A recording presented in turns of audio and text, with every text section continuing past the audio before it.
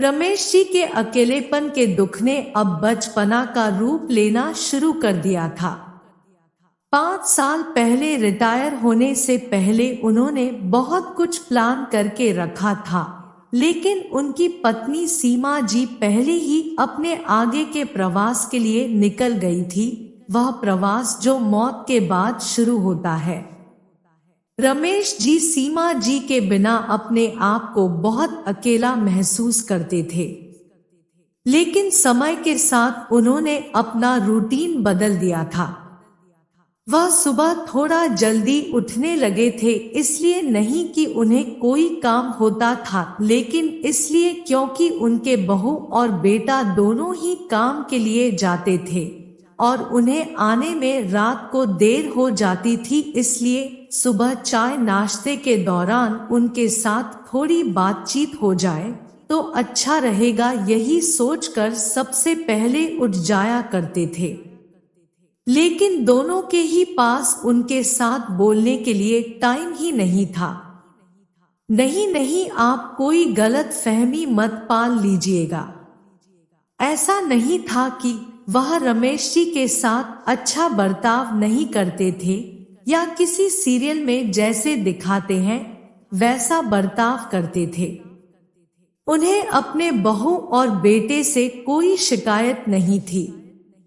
दोनों ही अपने पिता और ससुर से जैसे बर्ताव करना चाहिए वैसा ही करते थे। लेकिन एक बार रमेश जी कुछ ज्यादा ही जल्दी जाग गए और उन्हें चाय पीने की तलब लगी। उन्होंने किचन में जाकर चाय बनानी चाहिए, लेकिन चाय उबलकर गिर गई और पूरा किचन का प्लेटफॉर्म खराब हो गया। बहू ने ससुर को तो कुछ नहीं कहा, लेकिन उसे गुस्सा जरूर आया था और यह उसकी बॉडी लैंग्वेज से साफ दिखाई पड़ता था। उस दिन तुरंत बेटे ने उनसे कहा कि बाबूजी, हमारा पूरा काम खत्म होने के बाद मैं आपके लिए चाय लेकर आया करूंगा आपके रूम में। एक बार उन्होंने अपने पोते को बस यूं ही कहा था, चलो आज मैं तुम्हें स्कूल तक छोड़ देता हूं, तो वह कहता है कि दादाजी आपको आने की जरूरत नहीं है, मैं अब बड़ा हो गया हूं। अगर आप मेरे साथ आएंगे तो बाकी बच्चे मेरा मजाक उड़ाएंगे और मुझसे कहेंगे कि अकेले आने में डर लगता है, इसलिए दादाजी को साथ में लेकर आता है। उस दिन से रमेश जी चाहे सुबह कितनी ही जल्दी उठ जाए, वह अपने रूम में ही रहते थे। हॉल में क्या चल रहा है उसका अंदाजा लेने के बाद ही बाहर आते थे। उन्हें पता चल गया था कि वह उनके जीवन का हिस्सा जरूर थे, लेकिन ऐसा हिस्सा जिसे यह लोग अनदेखा करना चाह रहे थे। अब उन्होंने अपना वक्त बिताने के लिए शाम को सैर सपाटे पर निकलना शुरू कर दिया था। उनका रास्ता तय था। वह अपने घर से निकलकर बाजार के 2-3 शोरूम के पास से हर दिन गुजरते थे। इन शोरूम्स में रखी गाड़ियों को देखकर उन्हें अच्छा लगता था। उन्हें पहले से ही गाड़ियों का शौक था, इसलिए यहाँ उनका वक्त अच्छा कटता था। एक दिन गाड़ियों में कुछ अलग दिखा। कई सारी नई और ब्रांडेड गाड़ियों में एक पुरानी गाड़ी ऐसी भी थी जो अलग रखी हुई थी। उसके लिए अलग जगह थी, उसे अलग तरीके से सजाया हुआ था। कुतूहलवश उसे देखने के लिए वह अंदर गए तो एक नए चमचमाते कपड़े पहने हुए सेल्समैन उनकी तरफ आया और बोला, आइए सर, कौन सी गाड़ी देख रहे हैं आप? रमेश जी हिचकिचाते हुए बोले, नहीं, मैं सिर्फ देख रहा था, मुझे खरीदनी नहीं है। मुझे बस उस पुरानी गाड़ी को देखकर विचार आया कि इतनी पुरानी गाड़ी शोरूम में कैसे? दरअसल यह एक विंटेज कार है सर। इसे हमारे शहर के राजा ने आजादी के पहले खरीदी थी।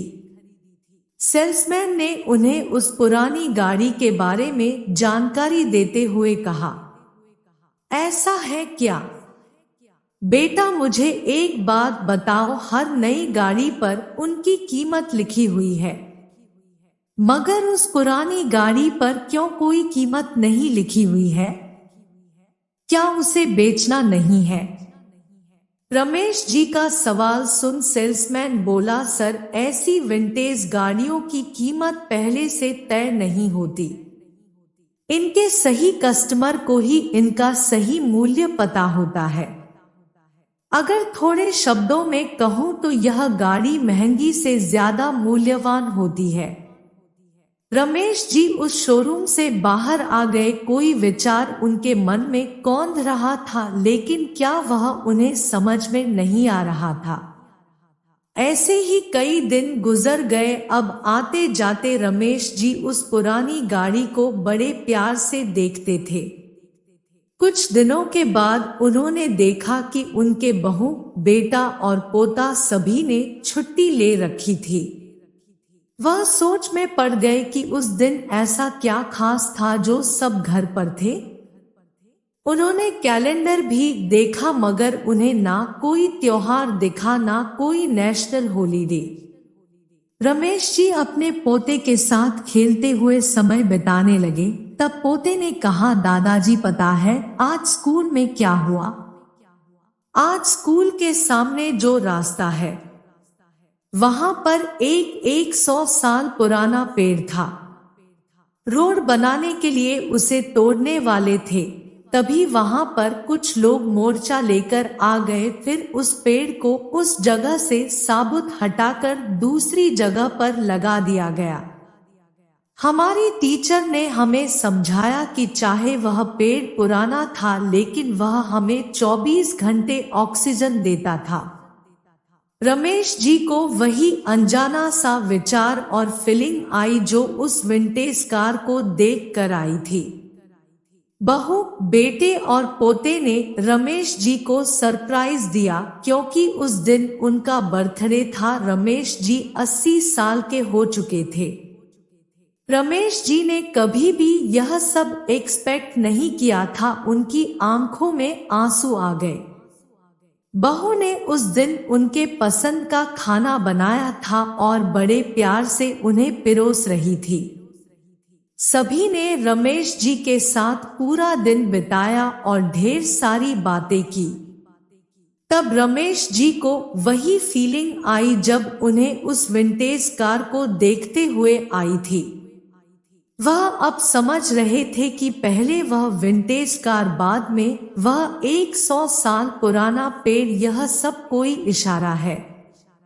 उन्हें समझ में आ गया था कि वह बूढ़े जरूर हो गए हैं, लेकिन उनकी भी वैल्यू उतनी ही है जितनी उस विंटेज कार की थी। दोस्तों, हर बेटा या बेटी अपने माँ बाप के साथ खराब व्यवहार नहीं करते। कभी कभी माँ बाप भी अपने अकेलेपन के चलते नेगेटिव सोचने लगते हैं।